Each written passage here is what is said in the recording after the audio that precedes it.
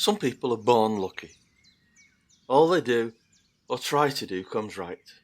All that falls to them is so much gain. All their geese are swans. All their cards are trumps. Toss them whichever way you will, they'll always, like cats, fall on their feet, and only move on so much the faster. The world may very likely not always think of them as they think of themselves, but what do they care for the world? What can it know about the matter? One of these lucky chaps was my neighbour Hans. 7 long years he'd worked hard for his master. At last he said, "Master, my time's up. I must go home and see my poor mother once more. So please pay me my wages and let me go."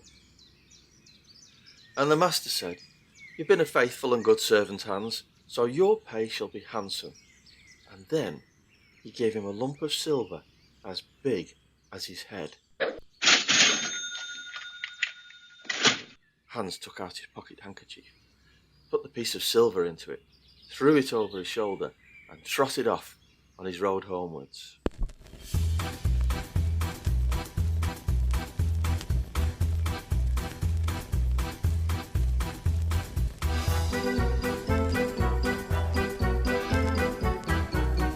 As he went lazily on, dragging one foot after another, a man came in sight, trotting cheerily along on a fine-looking horse. "Ah," said Hans out loud, "what a fine thing it must be to ride on horseback. There he sits, as easy and happy as if he was at home in the chair by his fireside. He trips over no stones, saves shoe leather, and gets on his way he hardly knows how." Hans spoke loudly enough for the horseman to hear, and he said, "Well, comrade, why do you go on foot then?" "Oh," said Hans, "I've got this load to carry. To be sure, it's silver, but it's so heavy that I can't hold my head up, and you must know it hurts my shoulder sadly."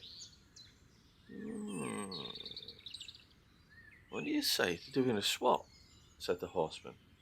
"I'll give you my horse, and you shall give me the silver, which will save you a great deal of trouble in carrying such a heavy load about with you." "Oh, with all my heart," said Hans, "but as you are so kind to me, I have to tell you one thing. You will have a weary task to carry that silver about with you." However, the horseman got off, took the silver, helped Hans up, gave him the bridle into one hand and the whip into the other, and said, "When you want to go very fast, smack your lips loudly together and cry, 'Gee up, Dobbin!'" Hans was delighted as he sat on the horse, drew himself up, squared his elbows, turned out his toes, cracked his whip, and rode merrily off, 1 minute whistling a merry tune, and another singing.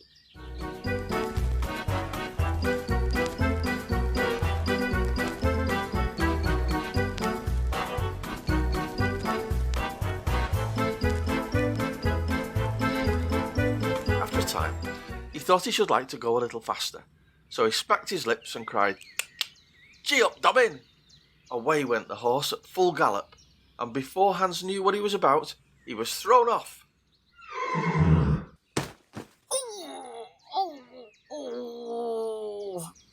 and lay on his back by the roadside. His horse would have run off if a shepherd who was coming by driving a cow had not stopped it. Hans soon came to his senses and got up on his legs again, sadly vexed, and said to the shepherd, "This riding is no joke. When a man's got the luck to get up on a beast like this that stumbles and flings him off trying to break his neck, well, I'm off now, once and for all. I like your cow now a great deal better than this big 4-footed hoofer that played me this trick and has spoiled my best coat, you see, in this puddle, which, by the way, smells more like the back of the horse than the flowers I landed on. You can walk along at your leisure behind that cow, keep good company, and have milk, butter, and cheese every day into the bargain. What I'd give for such a thing." "Well," said the shepherd, "if you're so fond of her, I'll exchange my cow for your horse. I like to do good by my neighbours, even if I lose by it myself." done, said Hans merrily. What a noble heart that good man has, he thought. Then the shepherd jumped on the horse, wished Hans and the cow good morning, and away he rode, lickety-split, wearing a smile wide enough to crease his ears. Hans brushed his coat, wiped his face and hands, rested a while, and then drove off his cow quietly, and thought his bargain a very lucky one. If I have only a piece of bread, and I'll always be able to get that, I'm sure, I can, whenever I like, eat my butter and cheese with it, and when I'm thirsty, I can milk my cow and drink the milk. What more can I wish for?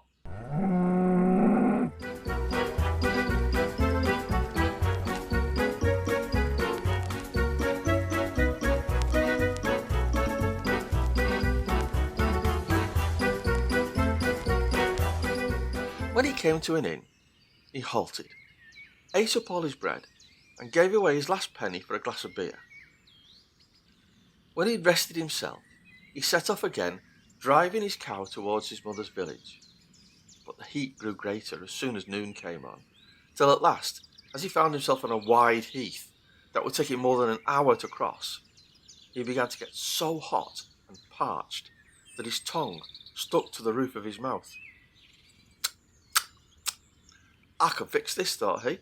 Now I'm going to milk my cow and quench my thirst.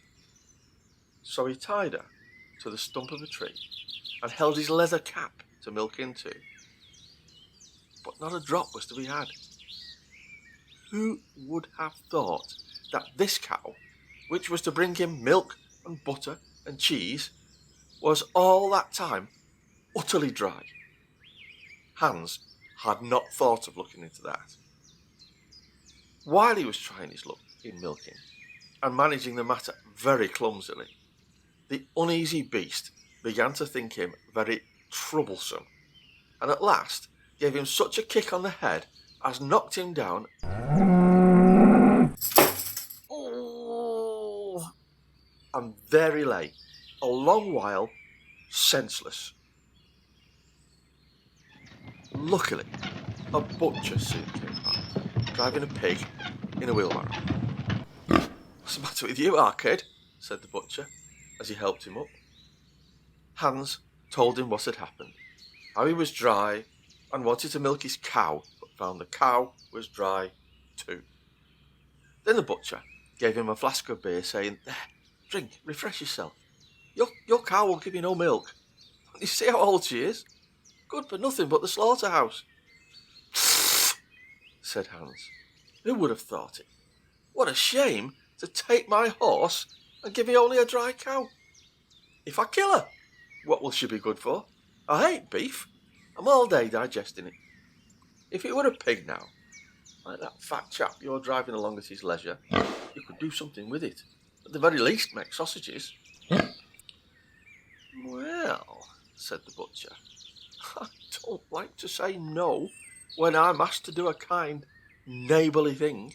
To please you, I will change and give you my fine fat pig for the cow. How about that? Heaven reward you for your kindness and self-denial, said Hans, as he gave the butcher the cow, and taking the pig off the wheelbarrow, drove it away, holding it by the string that was tied to its leg. So on he jogged, and all seemed now to go right with him. He'd met with some misfortunes, to be sure, but he was now well repaid for all. How could it be otherwise, with such a travelling companion as the porky little fellow at his heels?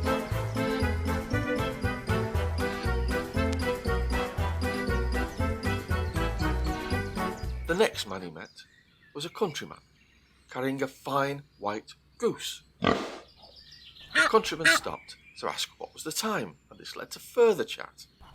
And Hans told him all his luck, how he'd had so many good bargains, and how all the world went happy and smiling with him. The countryman then began to tell his tale, and said he was going to take the goose to a christening. Feel, said he, how heavy it is, and it's only 8 weeks old.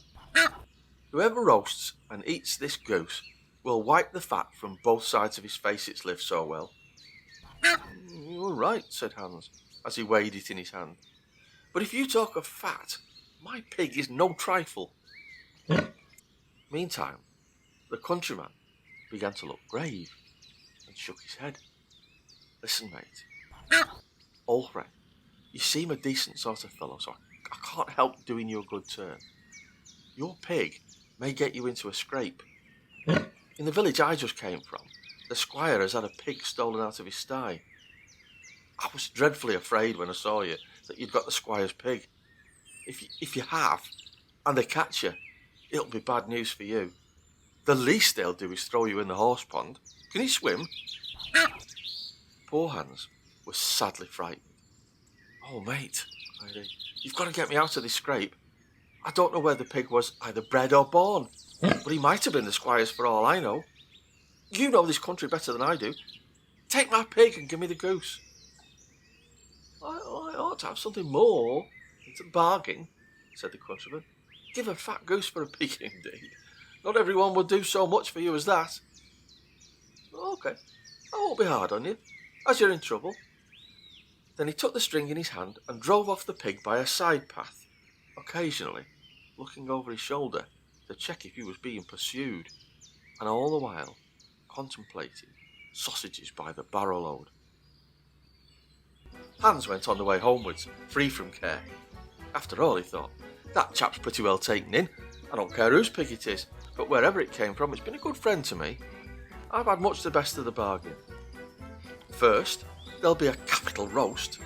Then the fat will keep me in goose grease for 6 months. And there's all the beautiful white feathers. I'll put them into my pillow.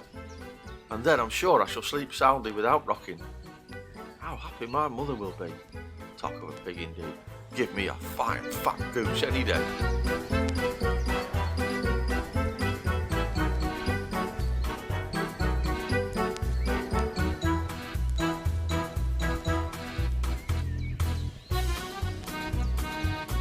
As he came to the next village, he saw a scissor grinder with his wheel working and singing. O hill and O dale, so happy I roam, work light and live well, all the world is my home. Then who so blithe, so merry as I? Hans stood looking on for a while, and at last said, You must be well off, Master Grinder. You seem so happy at your work. Aye, said the other. Mine's a golden trade. A good grinder never puts his hand into his pocket without finding money in it. But where did you get that beautiful goose? I didn't buy it. I gave a pig for it. Where did you get the pig? I gave a cow for it. And the cow? I gave a horse for it. And the horse? I gave a lump of silver as big as my head for it. And the silver? Oh, I worked hard for that 7 long years. You've done all right for yourself, haven't you? Said the grinder, with a glint in his eye. Now, if you could find money in your pocket, whenever you put your hand in it, your fortune would be made. Very true, said Hans. But how's that to be managed? How? Why, you must turn grinder, like myself, said the other. You only want a grindstone, the rest will take care of itself. Here's one that's nearly new, he said, pointing to a very worn stone. I wouldn't ask more than the value of your goose for it. Will you buy? How can you ask? Said Hans. I shall be the happiest man in the world if I could have money whenever I put my hand in my pocket. What could I want more? There's the goose. Now, said the grinder, as he gave him the rough stone that lay by his side, this is a most capital stone. You can straighten your old nails with it. Hans took the stone and went his way with a light heart. His eyes sparkled for joy, and he said to himself, Surely I must have been born in a lucky hour. Everything I could want or wish for comes to me under its own steam. People are so kind. They seem really to think I'd do them a favour in letting them make me rich and giving me good bargains. Meantime, he began to be tired and hungry too, for he'd given away his last penny in his joy at getting the cow. At last he could go no farther, for the stone tired him sadly, and he dragged himself to the side of a river so that he might get a drink of water and rest for a while. So he laid the stone carefully by his side on the bank, but as he stooped down to drink, he forgot it, pushed it a little, and down it rolled. Plop! Into the stream. For a while, he watched it sinking in the deep, clear water, and then he sprang up and danced for joy, and again fell upon his knees and thanked heaven with tears in his eyes for its kindness in taking away his only plague, the ugly, heavy stone. "How happy am I!" he exclaimed. "Nobody was ever so lucky as me." And then he got up with a light heart, free from all his troubles, and walked on till he reached his mother's house and told her at length how very easy the road to good luck was.